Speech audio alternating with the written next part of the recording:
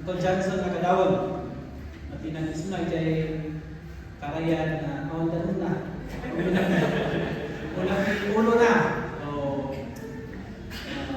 dahil sinagi tatali mines 1 week na last Saturday pa lang na accident and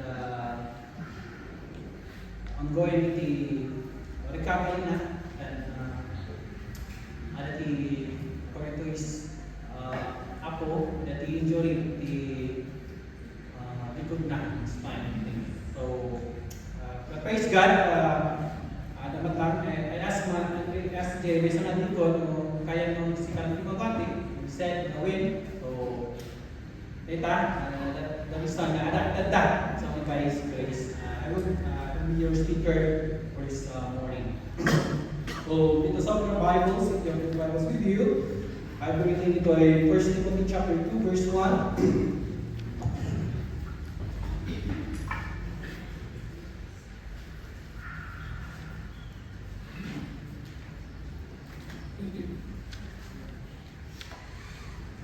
I request everyone to please stand once again for the reverence of His word.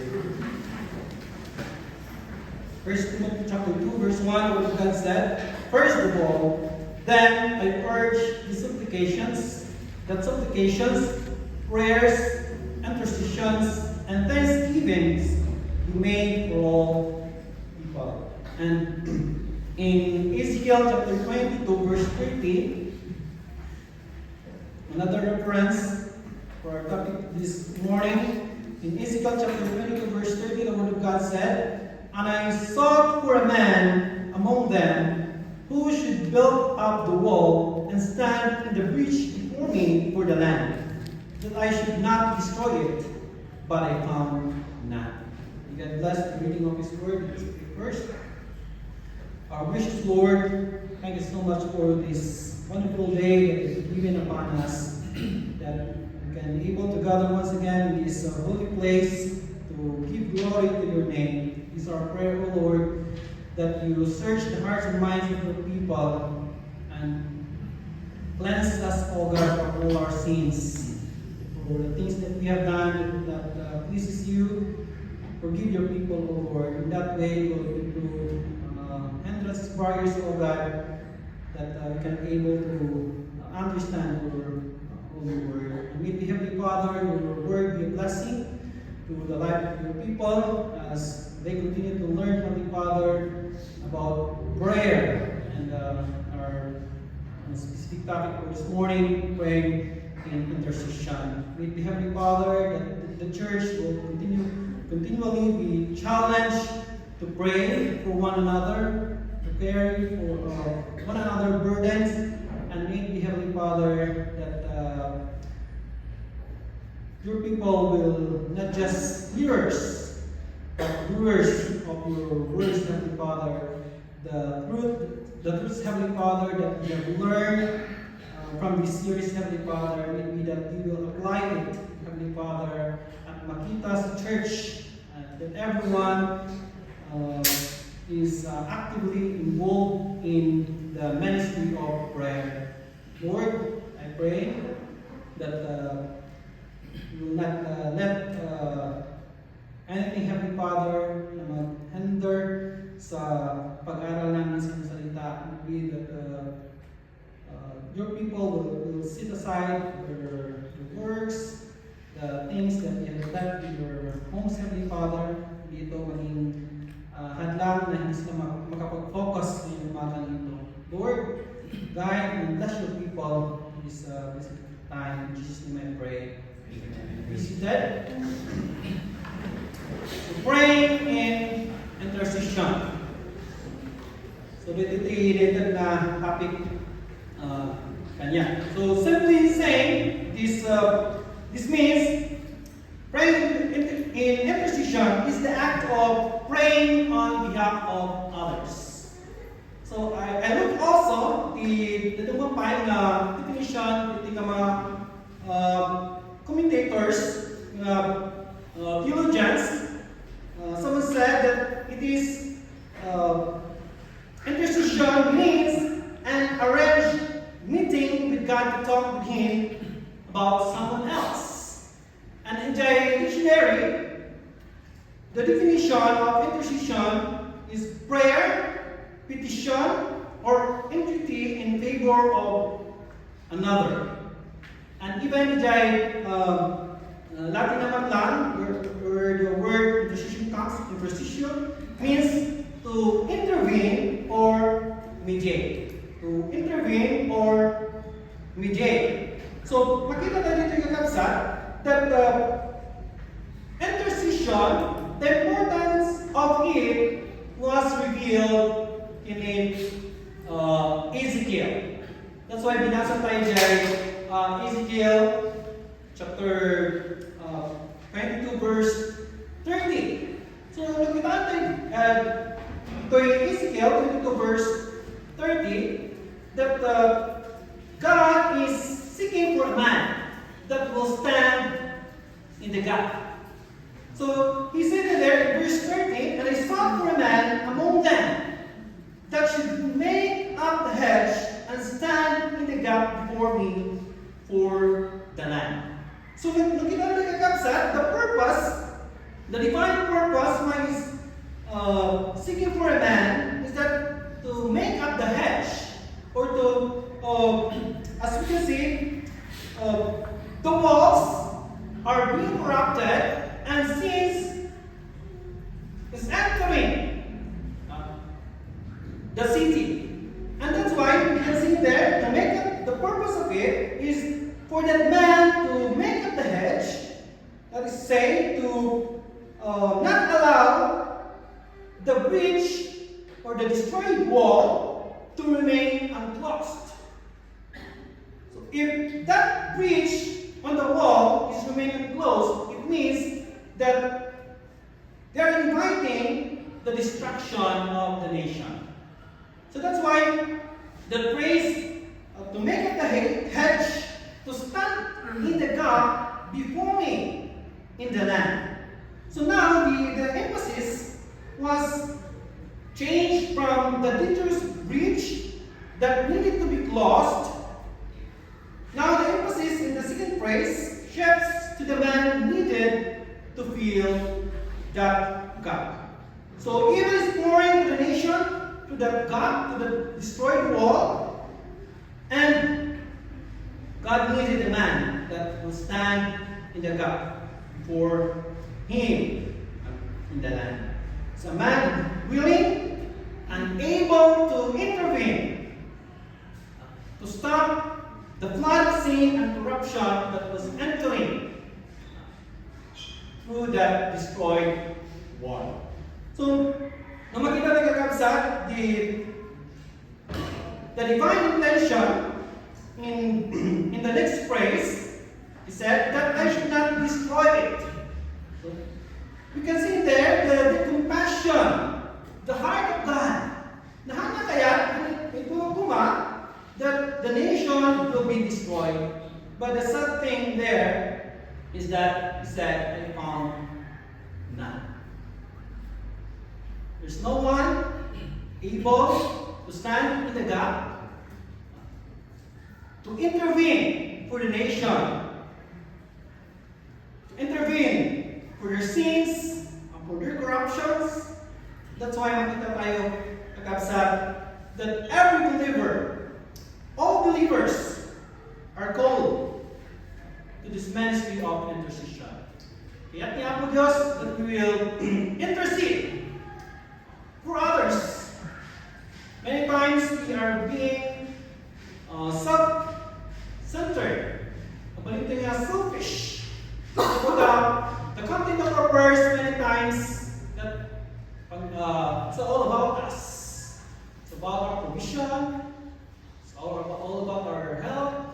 It's not bad, but if we neglect to pray for others, then manipatong tayo dito isang ako Diyos, the intercession should be made for all men.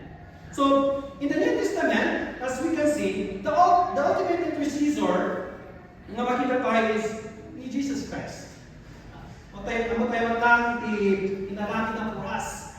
He sacrificed His life for us at the cross of Calvary. And because of that, He made intercession for us. Then He wanted us also to intercede for others. We are to intercede for one another. This is not to be done by pastors, by Bible teachers alone, missionaries, evangelists, but nakita tayo, everyone na namating kiniapo Diyos must make, so or to be part of the ministry of intercession. So, even the moment ni Peter, di ba, what we can see in Acts 12 verse 5, the Word of God said there, so Peter was kept in prison, but the church was earnestly praying to God for him.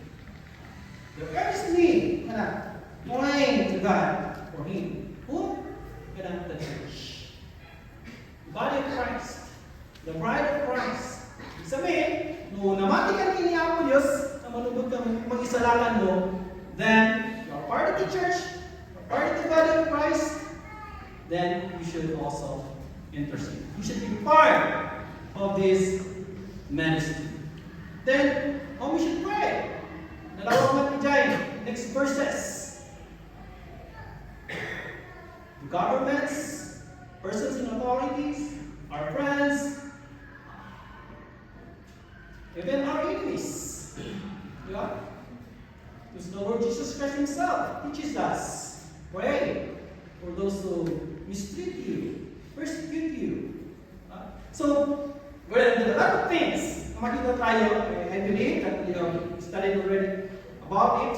How we should pray. And makita, inumat lang, I'm aware, ipupos ni Mama Lona. Every time Wednesday, adu, di makakaragan. At adu di prayer list, prayer request, na basit di pray. I don't know, but luwan minsan, na kami ng pastor, and thinking about prayer meetings, it's hard for the members to sacrifice their time to go to prayer meeting. How much more they can spend time to balay tayo agkararan.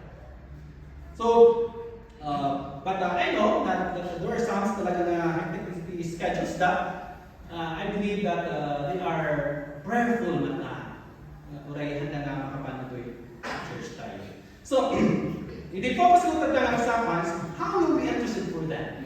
If we are called to be intercessors, then how we should intercede for others. And there are three truths na sa nakita tayo in regards to praying and intercession. First, lead with passion. May kadua, na dalan tayo.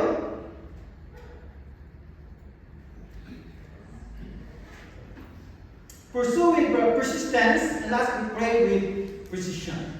So, the Bible clearly teaches us that we should lead with passion. Di may sana rason, apay aduti handa agkaralat iti dadumang at tao is because that one reason handa puta handa among agkaralat, but that the reason there is you do not care. That's the truth.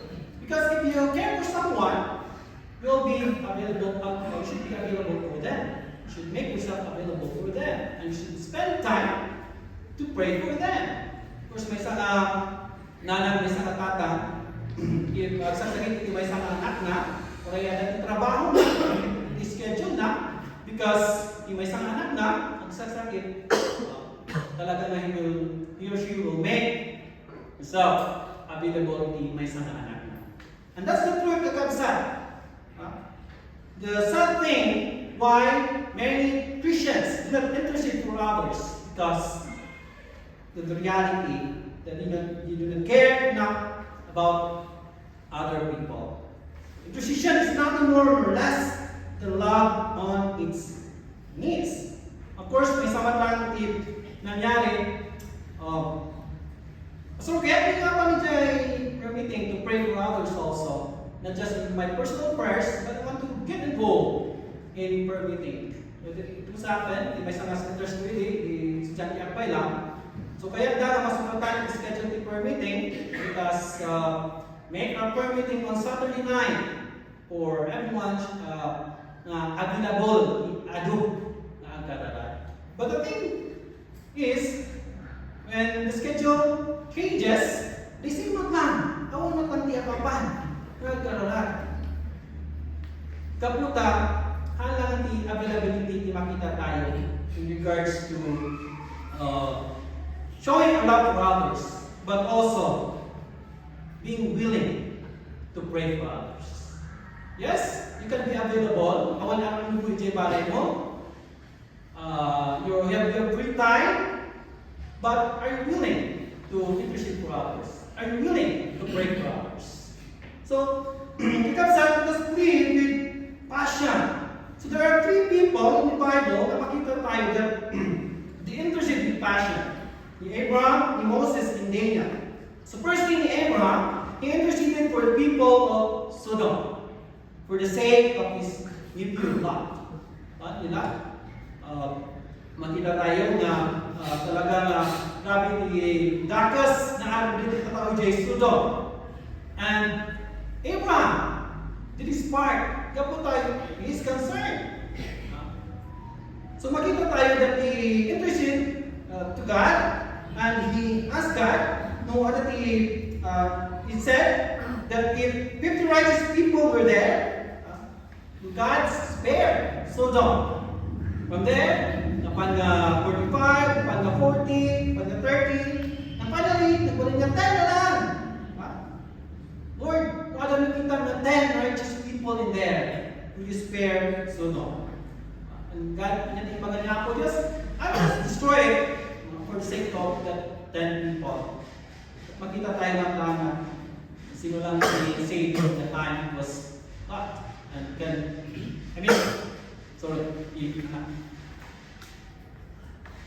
Lot, anak na, and kapag maglaang, siguro the heart of the wife talagang naalan dyan ito, i-look back, hindi ka na, hindi mangyari, and makita tayo kanya nangyari kanya. So, we can plead with passion for the salvation of our loved ones, of unsaved loved ones. Like natin namin ni Abraham. Nagbalin nga talaga nga, ask for God's mercy. He pleaded with God, interceded for Sodom. Kung ada ng mga makita, iuray sa kapulo na righteous nga makita tayo ka. Lantaan ka na hindi na isalatan. Halang ni Abraham pleaded with passion, but also ni Moses. In Exodus 39, 9-14, even in Numbers 14 also, but we'll just focus on Exodus chapter 32, 9-14. Let me read this for you. And Exodus chapter 32, 9-14, the word of God said in verse 9, and the Lord said to Moses, I have seen these people, and behold, it is a stiff-necked people. Now therefore leave me alone, that my wrath be burned hot against them, and I may consume them, in order that I may make a great nation of you.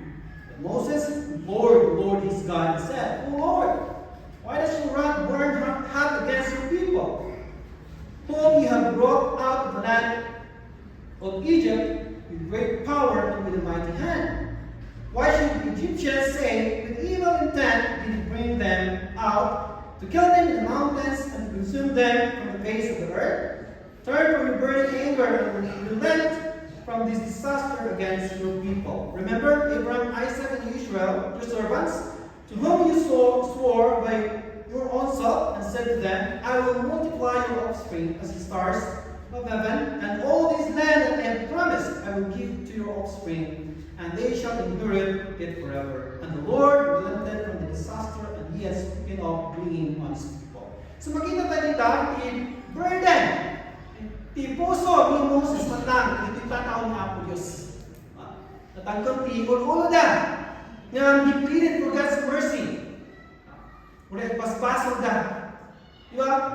Hindi natin makita ng kakabsat how we respond to those people who are sinning against God. Di tatawag ang basbaso. Ni Moses, kaya pipagan ni Apo Diyos, na now therefore leave me alone, that my wrath will burn hot against them, and I will consume them.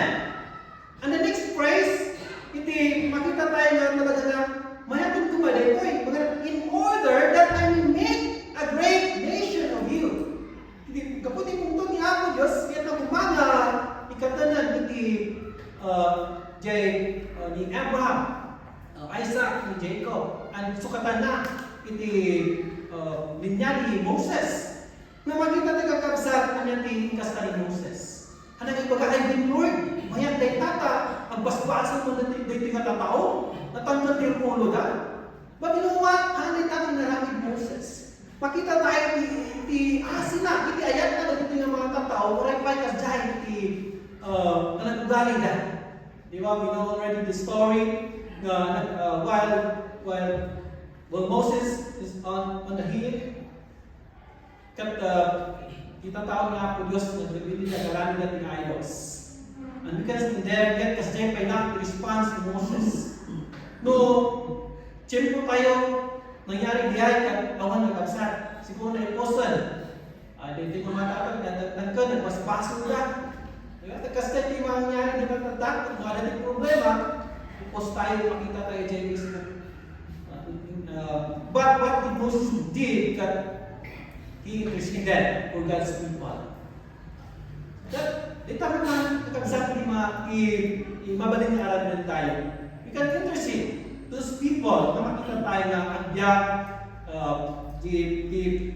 adayo, kaya nga po Diyos, hindi may sanganan. So we can intercede for them. Ano matang nalain na ay agkaragan ng kay pastor, tapos ipos kumata. At least nagkarag tayo na makita tayo that God's children, God's people should intercede even to those people who are sinning, who are going astray. So, kapunta na itang teenager, tao talaga na kaya tayo what pleases us and what ito ba nang makita tayo that Satan will not offer something that not pleasurable. Alam mo tayo, sin is pleasurable. That's why naging tao kaya na baso. So makita tayo with Moses pleaded for God's mercy. Makita tayo dito ayat na para kan ito'y tataunin Apo Diyos. Kaya pag-ibaga ni Apo Diyos, I will destroy it, I will burn your heart, and I will make a great nation of you. But ano yung bagawin, Lord? Interceded. Maganda nga, Lord, why does your wrath burn hot against your people whom you have brought out of the land of Egypt with power and with a mighty hand? Ano lang sasabihin ng mga tao? You have a covenant with your people. And makita tayo that maganda, God will lend them. And God, makita na, ayat natin kasi na magkakalitin ng mga tao. Not just Moses begged for God's mercy, and Abraham interceded for the people of Sodom, but also Daniel begged for his people. Daniel chapter 9, verse 3 down to verse 19. And may nakita ka dito yung baga that Daniel is the best model of intercessory prayer. Prayer and intercession, talaga nag-excel ni Daniel. Dapat makita tayo yung humanity na. How he humbled himself, nagdawat isunan, pinakawan ni Apo Diyos, he acknowledged na managbaso isunan, and he wanted the glory of God. Dito makita tayo nga, kaya nga dahito na sitwasyon, itataon na Apo Diyos, o kastoy na, he interceded with God's people. He begged God for his people.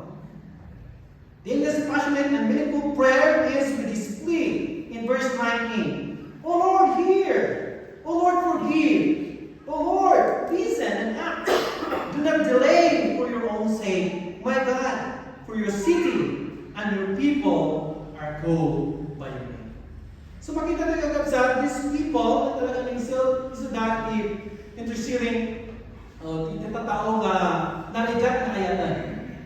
So this kind of people, even in our time today, that minsan, even our loved ones, close to us, there are times na talaga na it's hard to love you. Di ba? Ngayon, makita tayo na if na-experience tayo, hindi na namin nga po Diyos para tayo sa cross of Calvary, then, since God, the Lord Jesus Christ, received it for us, He sacrificed His life for us, at lumaisarakan tayo, and we do to others also, intercede for them, because the Lord Jesus Christ interceded for us.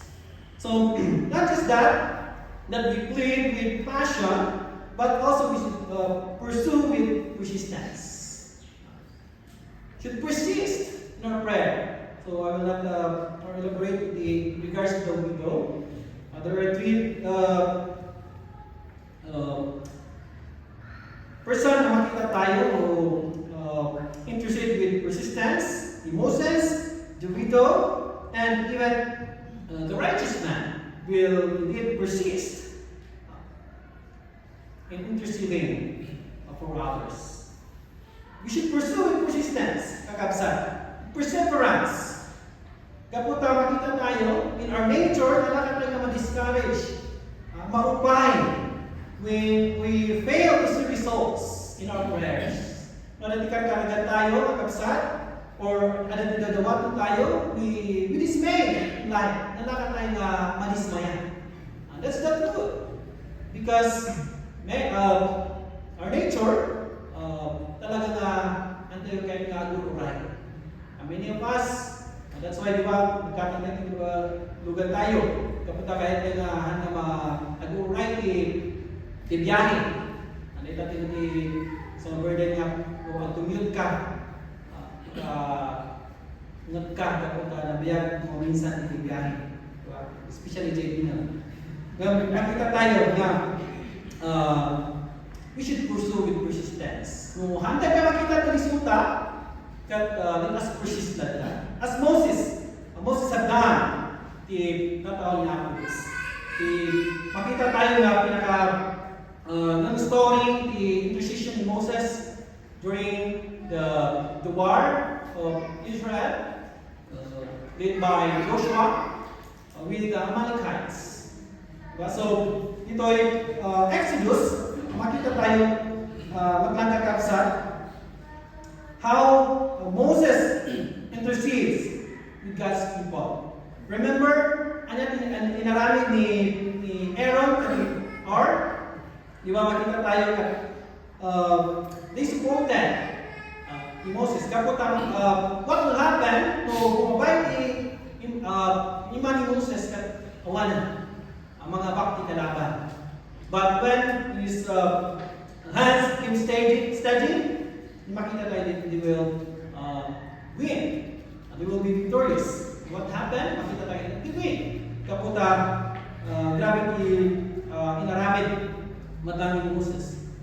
Of course, ani Moses matang the one major apay na labaktan was God. And of course, makita tayo how Joshua fight. Jay played. So Moses' prayer was just as vital to victory as Joshua's fighting. So dito tayo makita tayo ng isang principle. Amo tayo matlang that not every one of us will go to the field. Amin, the Christians, the members of the church, ang susunod ni Ubin, share the gospel, kausapan ni Apollos in the field. But what can you contribute to the work of the Lord is to pray, to intercede, di trabaho ni Apollos. Yes, of course, preacher once said, when you cannot go, you pray. When you cannot go, then you support. So makita tayo dito story bagab panang support na matang ni Moses ni Aaron kani Ar. The moment that Moses' hands became weary, talaga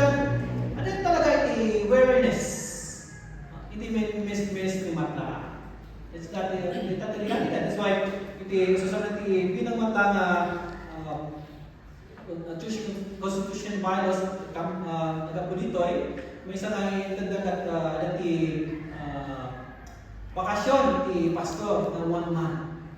It's been a great help for me, and I know that the church tinanong that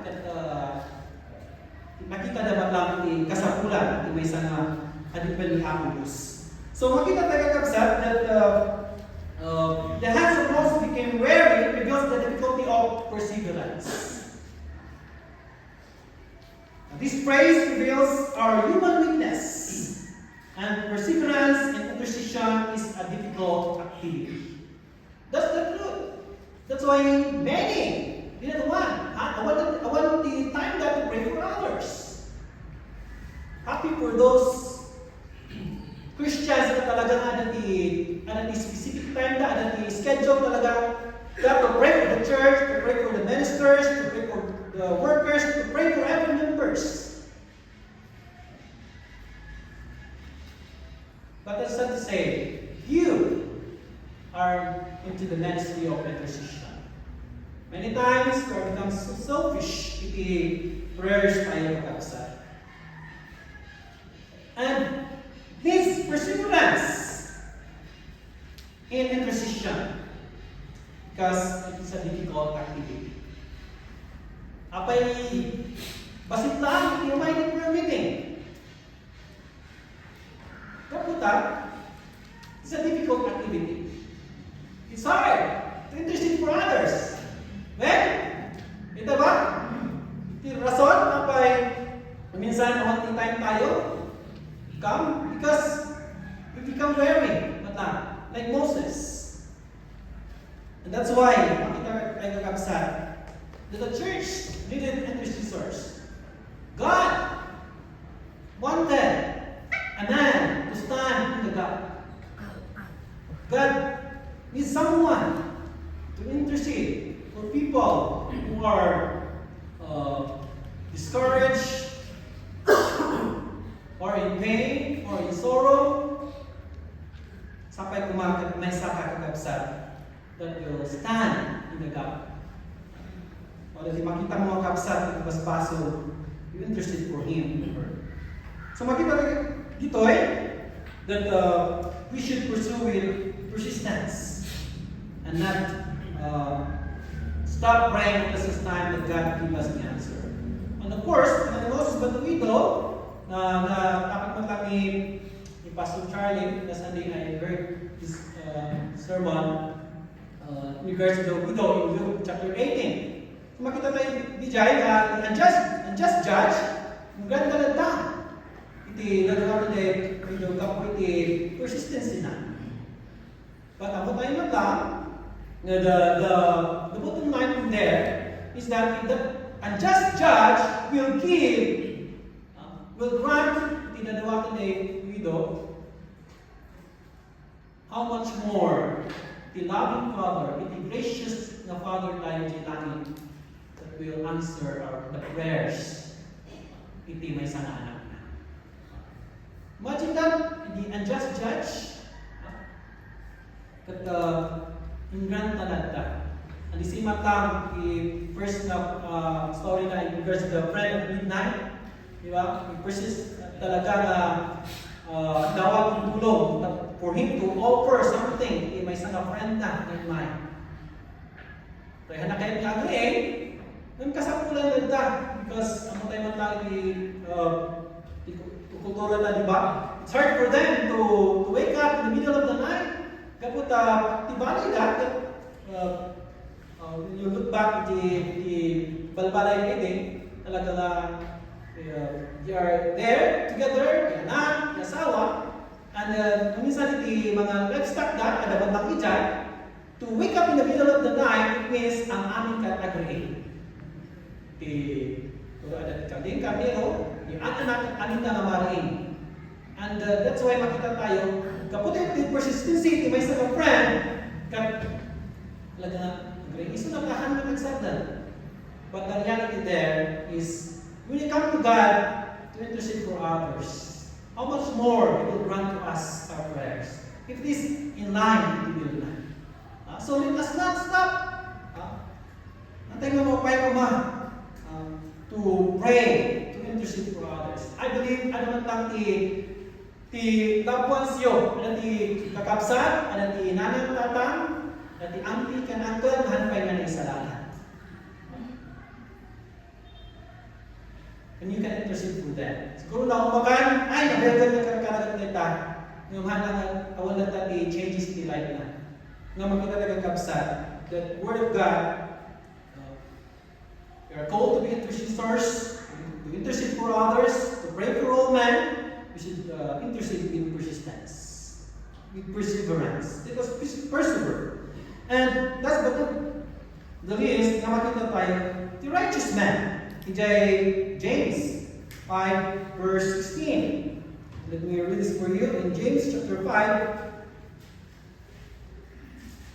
verse 16, the Word of God said, "Therefore confess your sins to one another and pray for one another, that you may be healed. The prayer of a righteous person has great power as it is working." So makita tayo kita that never stop praying, because the assurance tayo that the prayers of a righteous person truly are effective. It is powerful. Ay, pastor anak na qualified dita, anak na righteous. Sabihin ka pwede sa lakan. It's only through Jesus Christ we become righteous. That's why sino man tinamati kanya na, we will be declared righteous. It's justification. We're justified. We're declared righteous. That's why if you're righteous, kung dumating niya mo for a brother or a sister in Christ, kumbaga na, the prayer of a righteous man avails much. So, brethren, does not trust kung ano niya, ada-kada tayo, because that's one thing, minsan we are not asking God, praying for God for others also, because we are relying, we are depending on our efforts, on our talents, on our wisdom. That's one thing that we're neglecting to pray, to intercede for others. That's why minsan we're so selfish na talaga, because iti constant prayers tayo kat ang amin ang gaplaan kada tayo. Ibibisyon niya po Diyos ka, negosyo, trabaho. So nakafocus na kasi ito lang ibang. You have schedule praying for others also. Kaya niya po Diyos kagabsat that we should intercede for others as well. For God still does miracles even now. And that miracle can happen through the prayers of the righteous man. And the next thing, last but not the least, is just pursue with persistence. But, let us pray with precision. Pointing specific needs. So be specific in our prayers. Most of us are praying, the Lord will provide for the needs of the family, for the good health, for safety. Diba kanay mga tayo. But how about the things na ikararag ito yung mga alipin ni Apostles? We can see Marcus, Paul, I can see even the Lord Jesus Christ Himself. Talagang specific in praying na. For His disciples, for His followers. In Epaphras, in Colossians chapter 4, verse 12. In Colossians chapter 4, verse 12, the Word of God said, in verse 12, Epaphras, who is one of you, a servant of Christ Jesus, greets you, always struggling in your behalf in His prayers, that you may stand mature and fully assured in the will of God. That Instead, mature and fully assured in all the will of God. Yes? Tayo maglana, the content, the prayer, but that is the desire of the purpose or those brethren na karkaraganan. Always struggling on your behalf in his prayers. Striving for others. Like a runner, that he will give his efforts. All his strength just to win the race. Ito di makita tayo di disiplina yung purpose, di prayer life na. He strive to pray for others. Struggling to pray for others. Magkabsa? Have you experienced struggling? Interceding for others? Napadasag tayo ba? Ano din sakripisyo tayo just to pray for others? Nagriing ka, nagsapa, at ano din karagaragan mo? Before ka nga matulog, ano din karagaragan mo? Just try. Not just for yourself, but for others also. Dito, kikikap sa tumahan, disiplina tayo kay panangkaragan. That should be part of our Christian life, that we should strive to pray for others. Struggle to pray for others. Because may kamatang the ministry of the Holy Spirit. With groaning, pagana. He is interceding for us. Ni Diyos Ama. So, brethren, let's strive. Intercede for others. Ada man lang may isang anak, when I was in high school, every 3 a.m., maringat ka ada timang mga ko, di J boarding house ko. Iti, parang nalito nga bakat, apa nga, alam mo, iso na. And, ito na-realize ko, nagpipray pala siya. So noon, hindi pa ako talaga sa Christian life, and active. But the moment at nag-aral ako sa seminary, doon ko na-realize, grabe yung struggle ng babae niya. Grabe yung mag-strive na in prayer para sa kanyang mga anak. Yun pala ang dahilan bakit 3 a.m. pa lang, parang nagsasalita, nag-murmur siya, nag-pray pala siya. At ganun kahaba ang prayer na until sa time na medyo na may araw na, makita na mga kumupay lang isa sa una. The reality, brethren, is hard to intercede for others. This difficult activity is not easy. And that's one reason na makita apay basit lang tiyapan get involved in the prayer meeting. Because it needs sacrifice. You need to struggle for the church, for the brethren, for the ministry, for the work of Christ. And not just Epaphras being a good example for us, but also, makita tayo ni Paul in Colossians chapter 1, verse 9 to 12. You can see in there, ano yung content iti prayer ni Apostle Paul. In verse 9 and verse 12, Colossians chapter 1, verse 9, and so from the day we heard, we have not ceased to pray for you, asking that you may be filled with the knowledge of His will in all spiritual wisdom and understanding, so as to walk in a manner worthy of the Lord, fully pleasing to Him, bearing fruit in every good work and increasing in the knowledge of God, being strengthened in all power according to His glorious might, for all endurance and patience and joy, giving thanks to the Father who has qualified you to share in the inheritance of the saints in light. Makita tayo, i-content na rin tayo ng mga adipinihan po Diyos, i-content in prayer na makita tayo, ang bumagnang dakuma po Diyos, safety dakuma po Diyos, ada kumati good health po Diyos, ada kumati mayat na balay, ada kumati mayat na trabaho. But we can see in there the content, the prayer of Apostle Paul in verse 9, that we will know God's will. And so from today, asking that you may be filled with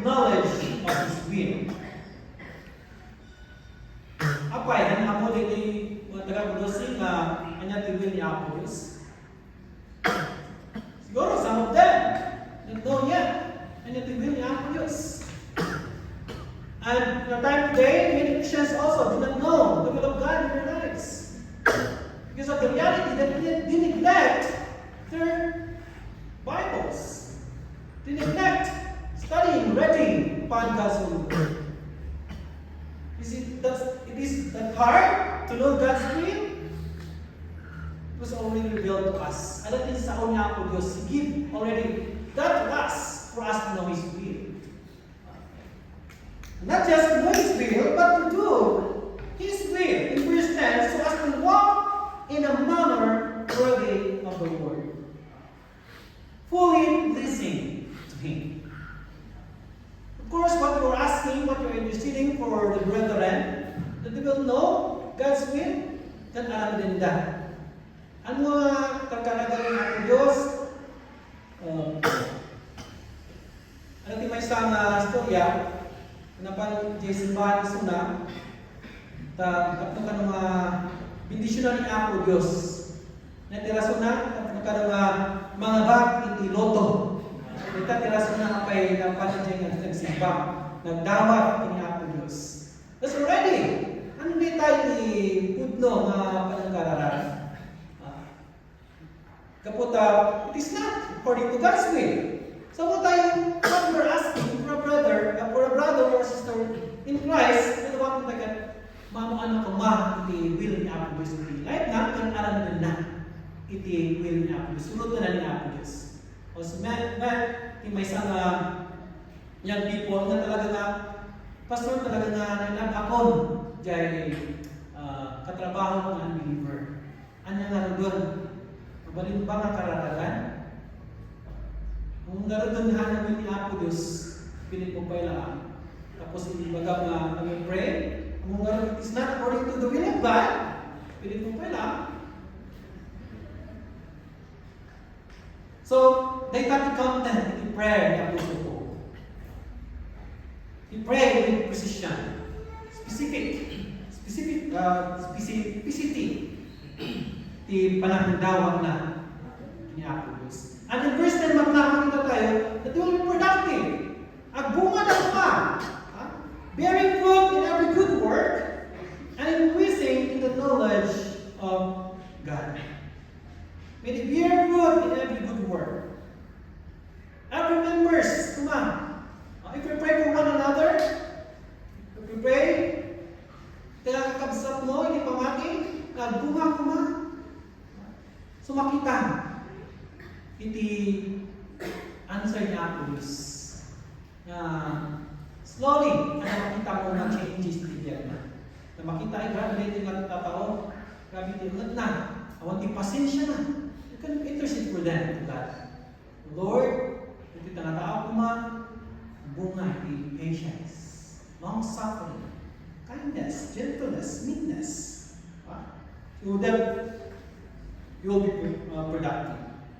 And in verse 10, also, and increasing in the knowledge of God. That may increase, you will grow, that you will grow in the knowledge of the Lord.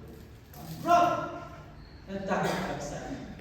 And may samantala, pa-remind, Metro Baguio Fellowship of the Baptist Churches. Pa-remind ni Pastor Benigo, the speaker last Sunday, na you cannot grow if you do not involve, if you not get involved in the ministry. No, kapag ka lang iti Domingo, kapag fellowship, ada events fellowship, ada ladies fellowship, ada Bible fellowship, Kung ano ka get involved in mga ministries, what do you expect? And I agree with that. Kapag you are far from God, far from the ministry, not unless talaga na you discipline yourself, study God's Word, at the good preaching, and discipline mo yung sarili. But God calling us also to get involved na talaga in trabaho. For us to be productive, for us to grow in the knowledge of our Lord. And in verse 11, being strengthened with all power according to His glorious might, for endurance and patience with joy. Strengthened with all power. So, there are a lot of people around us na makikita tayo since they're happy. Mayroon hindi pa nagbiagda, nagpupos dahil sa social media, kaya may manibiyagda. they married like that, they're very happy, that they're very sweet, but in real life, talagang inside, they're dying. Kung minsan, just show off. Just for the screen. But they put no abiyag kat adong problema. Yasban na ganyan ka mad-depression, yasawa na ka distress, anxiety na. Brethren, if you are interceding for your brothers and sisters in Christ, talaga na makita na dakol day na hatulong. There are a lot of people na kami tayo kakabsat in the road. And even, dito yung iglesia, since they're happy, they're smiling, you don't know. That's why it's very important, the fellowship, that you can ask, brother, ano di ay karagin ka? Sister, what can I pray for you? Maybe hanang baga, but dito nga short prayer mo for brothers and sisters in Christ will be a great help para kanina. So, let us be intercessors. Be that someone to stand in the gap. Maybe a brother or sister is already is drowning in the baso. The sinful life is drowning in a sinful living. Then, if you can pray for him for a short time, that will be natin magkakabisa. So, let us be specific. Iti, nadawatan tayo kiniakogus for our brothers and sisters in Christ. And verse 12, giving thanks to the Father who has qualified you to share in the inheritance of the saints in light. May it express joyous gratitude to the Father for His grace. But you will be thankful. Kaputa, at ito tao-tatanda, na they are very eager, nagdawag kinapo Diyos, nagdangara, na masambatan kinapo Diyos, handa ang mga agyaman kinapo Diyos. It seems na, ganito'y, kastoy naman pa, nagkaputa, nalagkat gamin. I am very workaholic gamin. When we express joyous gratitude to the Father for His grace and His own upon them. Last but not the least, we'll pray with this intercession, was Jesus. John 17, verse 11, the last praise, that they may be one, so that they may be one as we are one. That they be united. Di ba, the moment na nagawak ni Moses, ni Joshua, during their battle with the Amalekites, diyan makita tayo the title na The Lord is our banner. The Lord is our banner. When the Israelites said, the Lord is our banner, they're identifying that they are united, that they are unified because of God. And that's why si Kamatan, we said the Lord is our banner. We are identifying that we are unified followers of the Lord. That way, makita na God's people will are victorious. That we are unified. When we pray together, intercede for each other, then may pakita tayo kakabsat that we are united.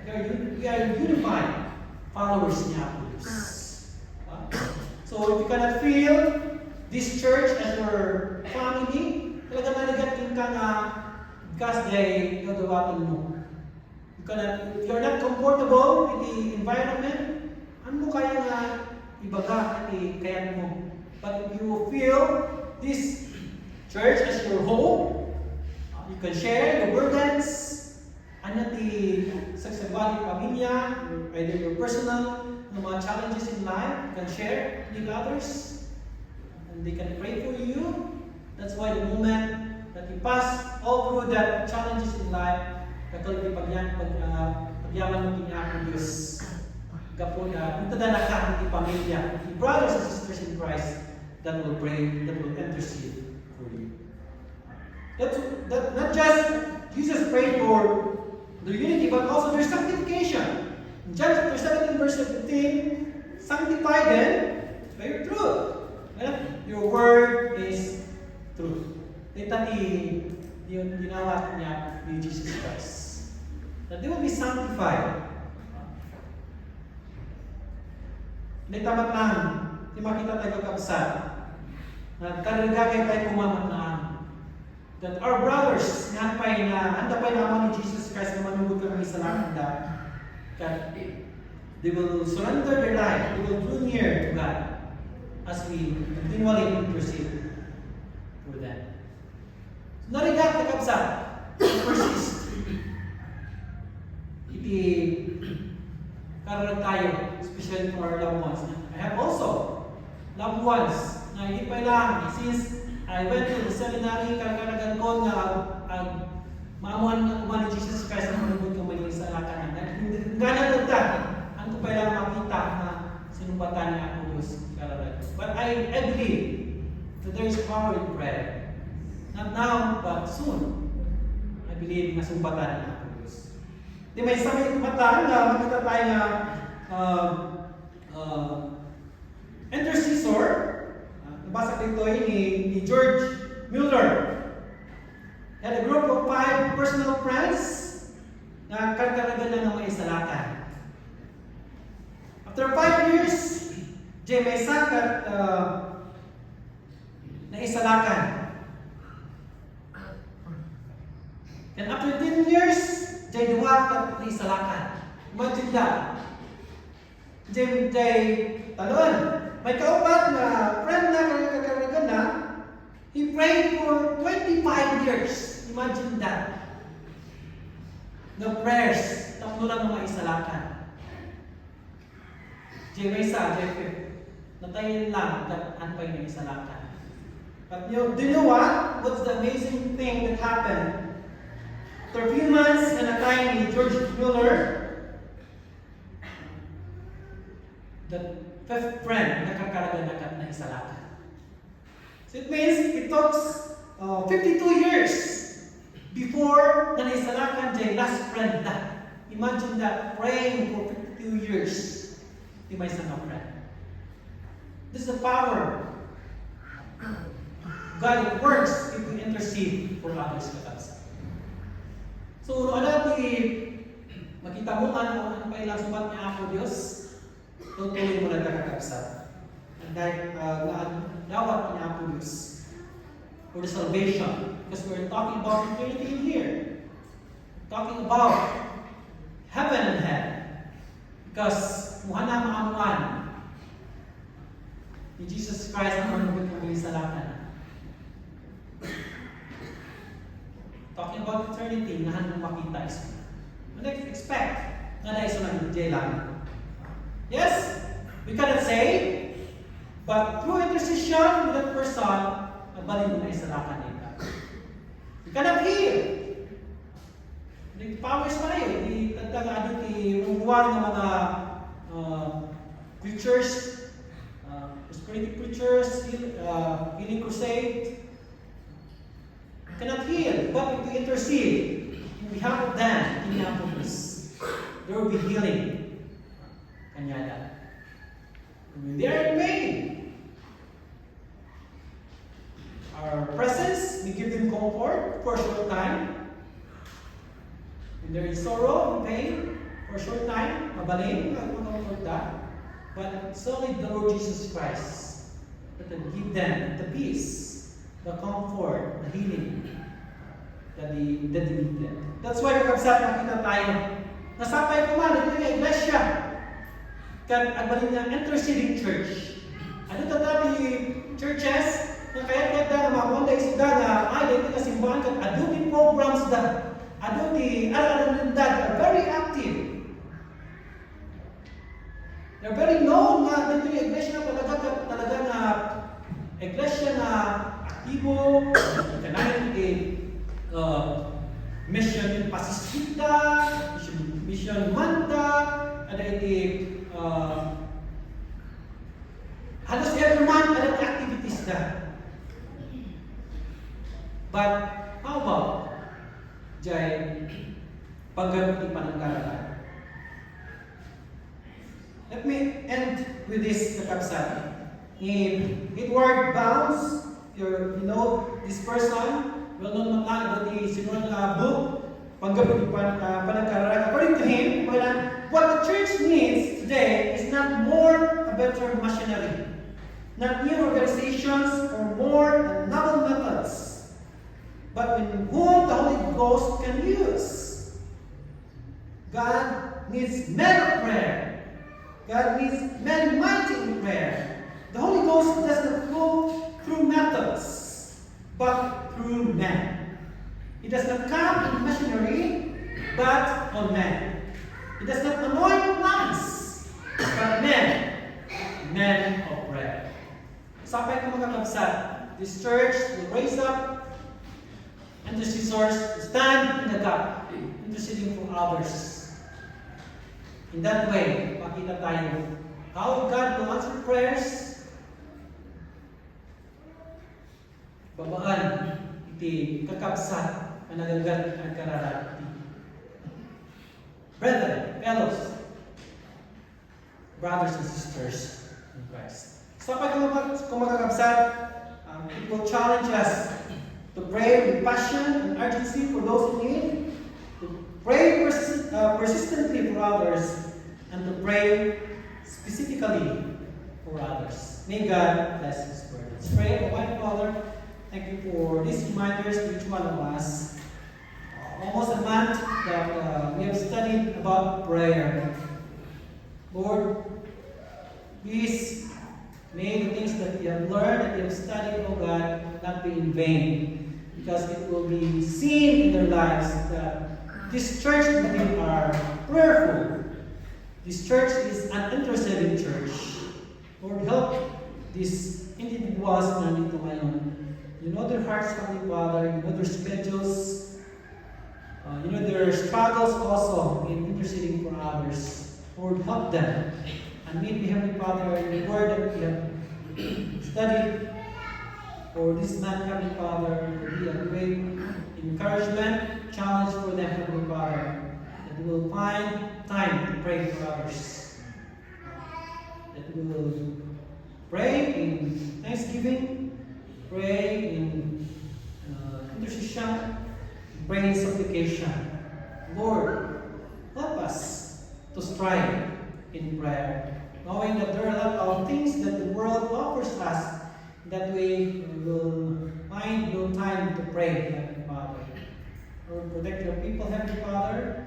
Help each one of us to discipline ourselves in prayer. In Jesus' name I pray. Amen. Thank you.